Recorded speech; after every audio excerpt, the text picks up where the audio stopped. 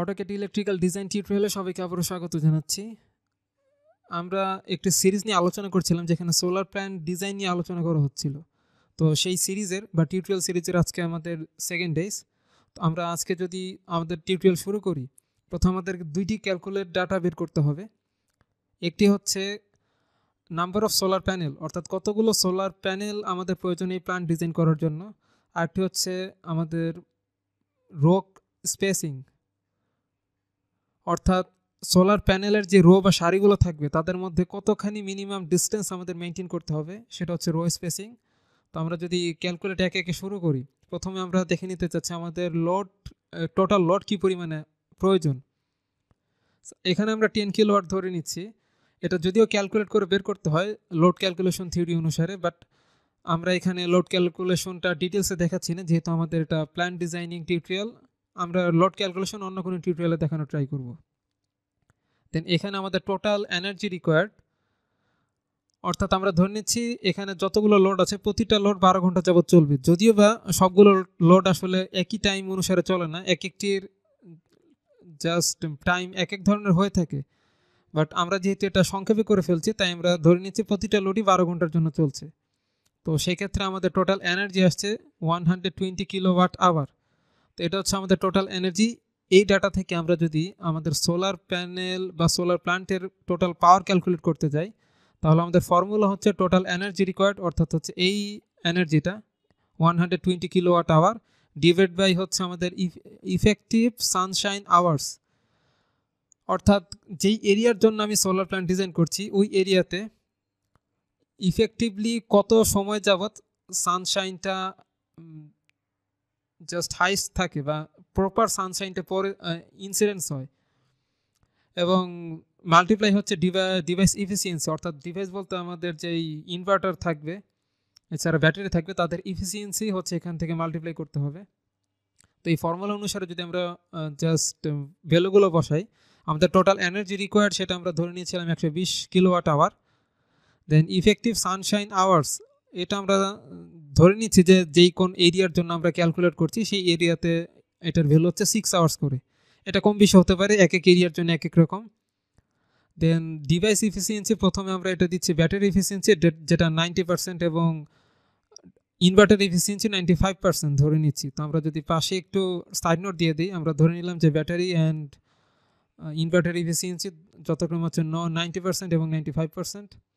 তাহলে আমাদের ক্যালকুলেট করে টোটাল পাওয়ার আসছে 23.392 কিলোওয়াট।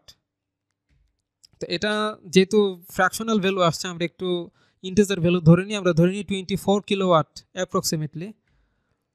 তো এর থেকে আমরা যদি পাওয়ার আমাদের কতগুলো প্যানেল লাগবে সেটা বের করতে যাই, আমরা ধরে নিচ্ছি প্রতিটা প্যানেলের পাওয়ার হচ্ছে 400 ওয়াট, অর্থাৎ প্রতিটা সোলার প্যানেলের পাওয়ার যদি 400 ওয়াটের বা 400 ওয়াটের আমরা প্যানেলগুলো ধরে নিই, তাহলে আমাদের টোটাল সোলার প্যানেল লাগবে, অর্থাৎ প্যানেলের নাম্বার হচ্ছে জাস্ট আমাদের যে টোটাল কিলোওয়াট ছিল সেটাকে ওয়াটে কনভার্ট করে নিয়েছি, অর্থাৎ টোটাল পাওয়ার যে ছিল প্ল্যান্টের পাওয়ার 24 কিলোওয়াট ছিল, সেখানে আমরা দেখছি 24,000 ওয়াট ডিভাইড বাই হচ্ছে আমাদের 400 ওয়াট।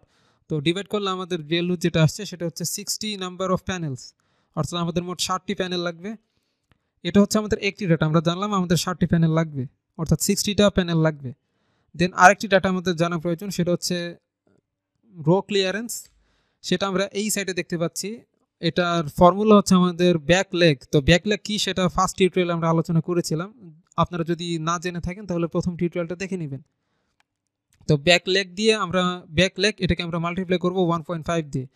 এটা ক্যালকুলেট করা আরও কিছু ফর্মুলা আছে, আমরা ল্যাটিটিউড অ্যাঙ্গেল দিয়ে ওটা বের করতে পারি, বাট আমরা সহজ ওয়েটা ধরে নিলাম যে ব্ল্যাক লেগ এটার হাইট আমাদের যতখানি থাকবে বা এটার লেন্থ যতটুকু থাকবে তাকে আমরা 1.5 দিয়ে মাল্টিপ্লাই করছি। তো এই যে ভ্যালুটা ব্ল্যাক লেগ, এটার ভ্যালু আমরা ফার্স্ট টিউটোরিয়ালে কিন্তু পেয়েছিলাম।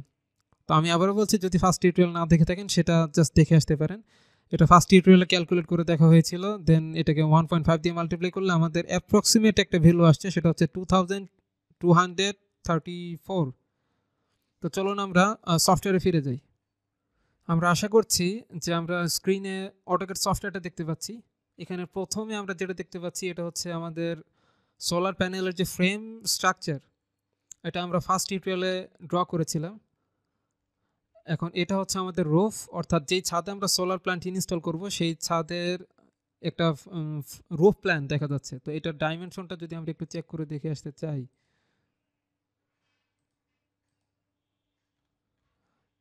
এটা আমাদের প্রায় 15 মিটার হচ্ছে এটার প্রশস্ততা, 15.5 মিটার। এবং এটার যদি দৈর্ঘ্য আমরা একটু মেপে দেখার ট্রাই করি,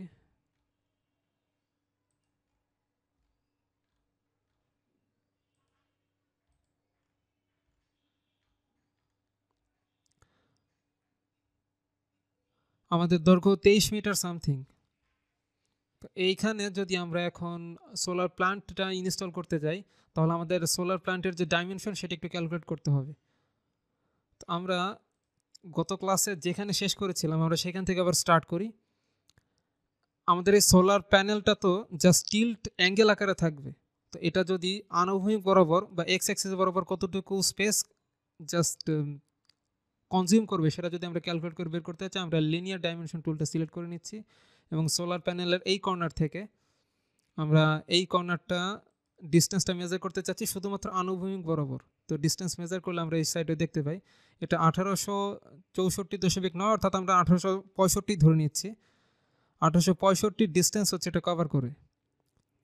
তো আমরা যদি দুইটি প্যানেল একসঙ্গে, যেহেতু একটা ফ্রেমে আমরা দুইটি প্যানেল এখানে ইনসার্ট করতে চাচ্ছি, দুইটি প্যানেলের ডিস্টেন্স যদি আমরা একটু মেজার করতে চাই, আমরা এই সাইড থেকে মেজার করি।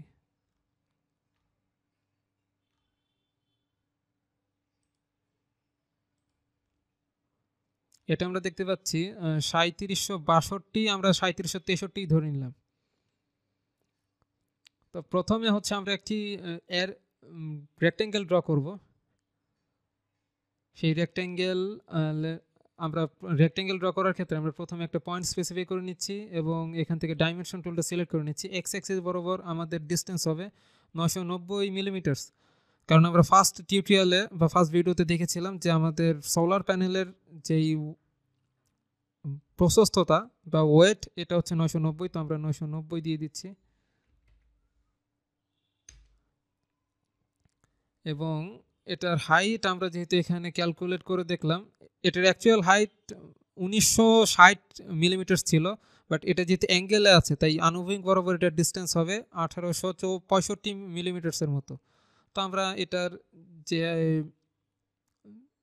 লেন্থ বা দৈর্ঘ্য এটা 1865 দিয়ে দিচ্ছি।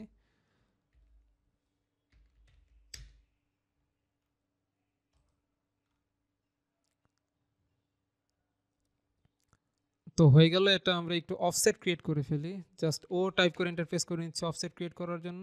এবং অফসেট ডিস্টেন্স আমরা দিয়ে দিচ্ছি অনলি 2 মিলিমিটার্স। আচ্ছা 2 মিলিমিটার্স কম হয়ে যাচ্ছে, আমরা 3 মিলিমিটার দিয়ে দিই।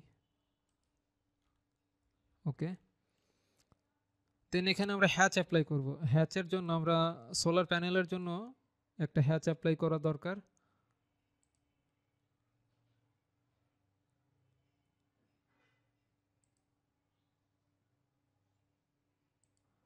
আচ্ছা, এটার স্কেলিং ভ্যালুটা অনেক কম বেশি হয়ে গেছে। স্কেলিং ভ্যালু আসলে কমে গেছে। এটা যদি আমরা বাড়িয়ে দিই, সাপোজ 10 করে দিই, তাহলে এটা স্পষ্ট দেখা যাচ্ছে না। আমরা 100 করে দিচ্ছি।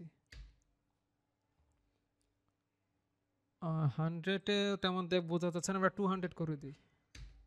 ওকে, এবার মোটামুটি দেখা যাচ্ছে। এবং এটার কালারটা আমাদের চেঞ্জ করা প্রয়োজন। সোলার প্যানেলের কালার যেহেতু ব্লু কালার হয়ে থাকে,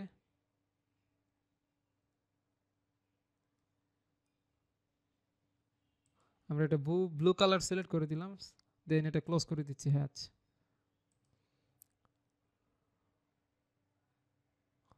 দেন এটার কালার আমরা ব্লু করে দিই।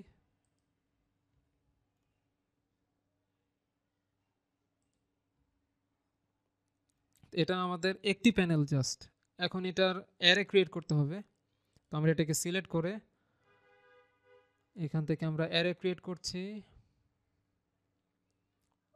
আমরা চলে যাচ্ছি অ্যারে টুলসে। তো অ্যারে টুল সিলেক্ট করার পর আমরা যেহেতু আমরা নাম্বার দেখেছিলাম হচ্ছে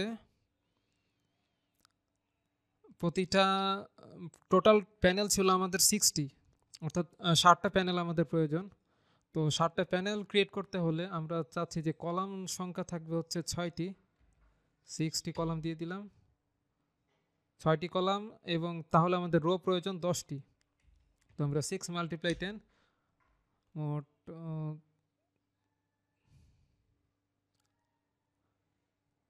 6টি কলাম এবং 10টি রো ক্রিয়েট করলে আমরা দেখতে পাচ্ছি জায়গা কিন্তু আমাদের রুফে সংকুলন হচ্ছে না। তো সেক্ষেত্রে আমরা কলাম সংখ্যা বাড়িয়ে দিব, কলাম সংখ্যা দিব 10টি এবং রো সংখ্যা দিব এখান থেকে 6টি।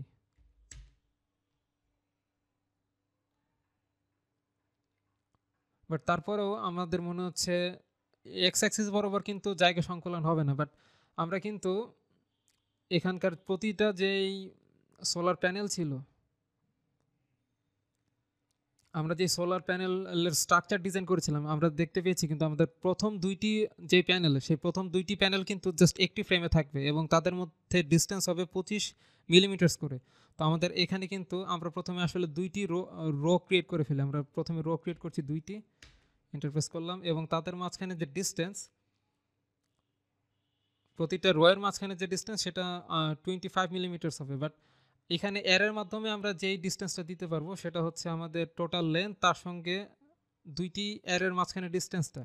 অর্থাৎ প্রথমে আমাদের সোলার প্যানেলের এই পয়েন্ট থেকে এই পয়েন্টের যে ডিস্টেন্স সেটা ছিল আমাদের 1865, তার সঙ্গে আমরা 25 যোগ করব, অর্থাৎ 1800 এই পয়েন্ট থেকে আমাদের, অর্থাৎ একটি সোলার প্যানেল থেকে আরেকটা প্যানেলের ডিস্টেন্স হবে যেহেতু 25, তাই আমরা টোটাল প্যানেলের যে টোটাল লেন্থ 1865, সেই 1865 সঙ্গে আরও 25 যোগ করে দিলে আমাদের যে ডিস্টেন্সটা হয় সেটা হচ্ছে আমাদের 1890। তো এবার দেখতে পাচ্ছি প্রথম একটা প্যানেলের মাঝখানে আরেকটা প্যানেলের ডিস্টেন্স সম্ভবত 25 হওয়ার কথা। তো আমি এটা দিয়ে জাস্ট ইন্টারফেস করে দিব। বাট তার আগে আমাদের পাশাপাশি যে ডিস্টেন্স এটাও আমাদেরকে রিডিউস করে ফেলতে হবে। আমরা এই যে সোলার প্যানেল এটার প্রশস্ততা ছিল আমাদের 990, তো এই পয়েন্ট থেকে এই পয়েন্টের ডিস্টেন্স হচ্ছে 990, তার সঙ্গে আরও 25 মিলিমিটার যদি আমরা প্লাস করি তাহলে আমাদের 1015 হয়। তো আমরা এক একটা কলামের মাঝখানে ডিস্টেন্স আমরা দিয়ে দিচ্ছি 1015।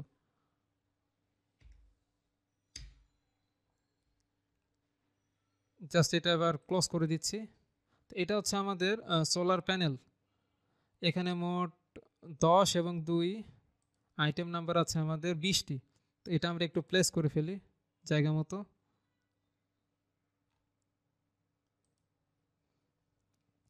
বাট এটা প্লেস করার ক্ষেত্রে আমরা একটু মাঝখানে প্লেস করব যেন দুই পাশ থেকে এখানে যাওয়া আসা করার জন্য পর্যাপ্ত জায়গা থাকে। তো এটা যদি প্লেস করতে চাই আমরা একটু মাঝখানে নিয়ে প্লেস করি এবং একটু ডিস্টেন্সটা মেজার করে দেখি আসলে ডিস্টেন্স কত। আমরা ডাইমেনশন, লিনিয়ার ডাইমেনশন টুলটা সিলেক্ট করে জাস্ট এই পয়েন্ট থেকে অর্থমোডটা অন করে দিচ্ছি, F8 প্রেস করে এই পয়েন্টের ডিস্টেন্স যেটা আমাদের 2781 মিলিমিটার্সের মতো আছে ডিস্টেন্স। আর এই সাইডে যদি আমরা একটু মেজার করে দেখি এখানে 2100 মতো আছে। তো আমরা এই সাইডে একটু 300 মিলিমিটার ডিস্টেন্স মুভ করে ফেলি। আমরা এই দিকে নিয়ে যাব শুধু 300 মিলিমিটার্স। তো এখন এখানে আছে 2481, এখানে আমরা দেখতে পাচ্ছি 2493, প্রায় ইকুয়াল ডিস্টেন্সে আছে। একদম যে ইকুয়াল থাকতে হবে এরকম কোনো বাধ্যবাধকতা নেই। এখানে এই পজিশনে রেখে জাস্ট আমরা এটাকে রেখে দিচ্ছি।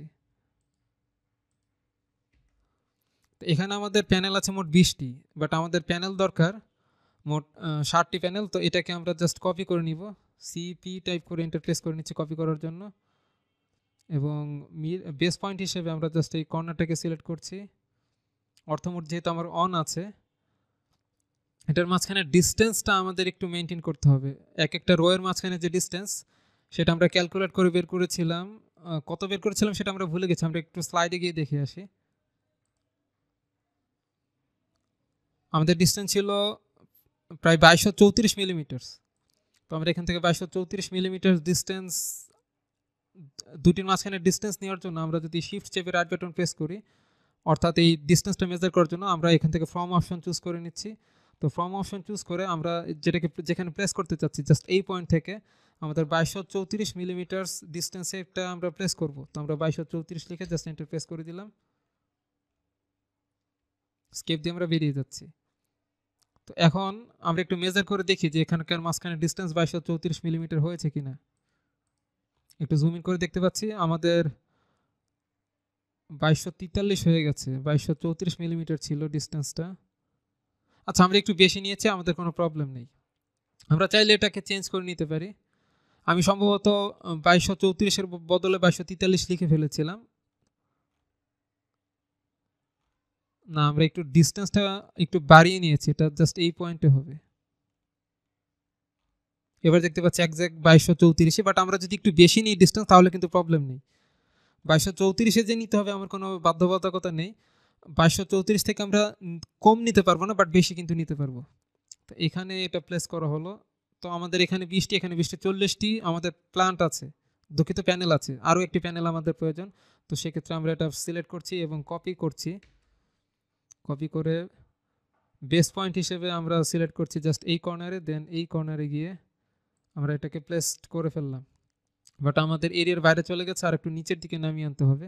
তো সেক্ষেত্রে আমরা সবগুলো অবজেক্ট সিলেক্ট করে আমরা একটু মুভ করে সামনে নিয়ে আসি। মনে হচ্ছে জায়গা সংকুলন হবে না।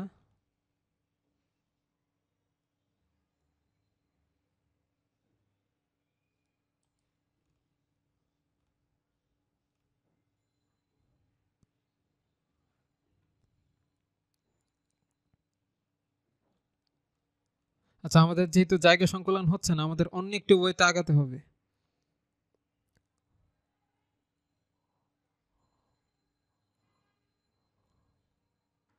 যেহেতু এখানে জায়গা হচ্ছে না, আমরা এটাকে নিচে নামিয়ে নিচ্ছি, আবার একটু মুভ করে নিচ্ছি। আমাদের যতটুকু নিচে নামালে এটা জাস্ট ভেতরে চলে আসে, আমরা ততটুকু আগে নিচে নামিয়ে ফেলি। এখানে ডিস্টেন্সটা যদি আমরা একটু দেখি প্রপার ডিস্টেন্স আছে কিনা। এখানে 1.5 মিটার মতো ডিস্টেন্স আছে, আমাদের এটা বেটার। জাস্ট 1 মিটার মতো ডিস্টেন্স থাকলেই বেটার, তার থেকে বেশি আছে আমাদের। দেন আমাদের কাজ হচ্ছে এখানে যে আমরা কলাম সংখ্যা যে আমরা 10টি করেছিলাম, এখানে আমরা কলাম সংখ্যা 5টি করে ফেলবো। এটা 5টি করে দিচ্ছি। দেন আমাদের আরও মোট এখানে আমাদের 40টা, আর এখানে আছে 10টি, মোট 50টির মতো প্যানেল হয়েছে। আমাদের আরও 10টি প্যানেল লাগবে। তো সেক্ষেত্রে এটা আমরা কপি করতে পারি। আমরা সিপি টাইপ করে ইন্টারফেস করে নিচ্ছি কপি করার জন্য, এবং এখান থেকে আমরা বেস পয়েন্ট হিসেবে এটা সিলেক্ট করে আমরা এটা নিচে নিয়ে আসবো। বাট নিচে আনার ক্ষেত্রে ডিস্টেন্সটা আমাদেরকে মেনটেন করতে হবে।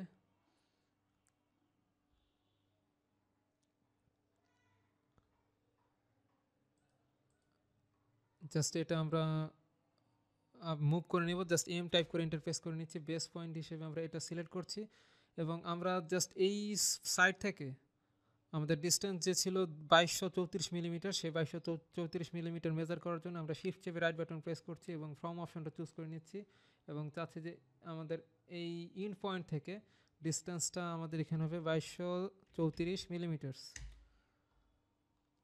বাট এটা চলে আসছে আমাদের সামনের দিকে অনেক বেশি চলে আসছে। তো আমরা পেছনের দিকে একটু কমিয়ে দিই, আমাদের যেহেতু পেছনের দিকে অনেক বেশি আছে ডিস্টেন্স। এটা আমরা মুভ করে নেব, এম টাইপ করে এন্টার প্রেস করে নিচ্ছি। বেস পয়েন্টটা এখানে সিলেক্ট করে আমরা জাস্ট একটু ভিতরে নিয়ে যাই, একটু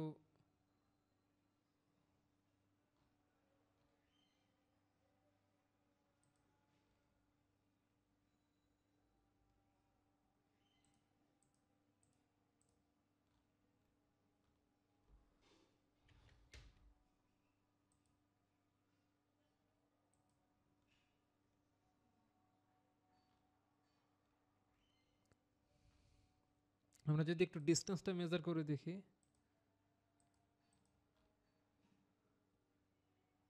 আমাদের 600 মিলিমিটার্সের মতো আছে এখানে, এবং এই সাইডে আছে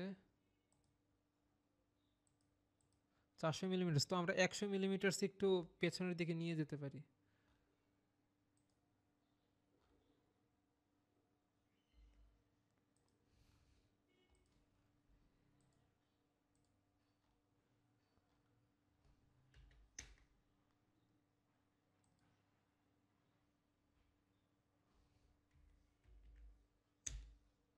এবার যদি একটু মেজার করে দেখি আমরা, এটা প্রায় 500 মিলিমিটার্সের মতো আছে এখানে, এবং এই সাইডে আছে আমাদের,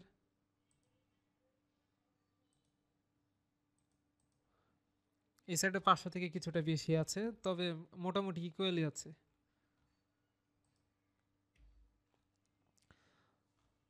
তো আমাদের প্যানেলগুলো জায়গা মতো বসানো শেষ। এটা ছিল আমাদের লেআউট,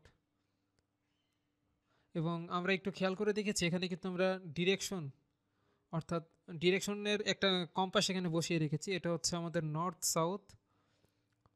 তো সান অবশ্যই ওয়েস্ট থেকে, মানে পশ্চিম দিক থেকে ওটা পূর্ব দিকে চলে যাবে, এবং এটা যে কোন অ্যাঙ্গেলে বসাতে হয় সেটা কিন্তু আমরা অবশ্যই বুঝতে পারছি।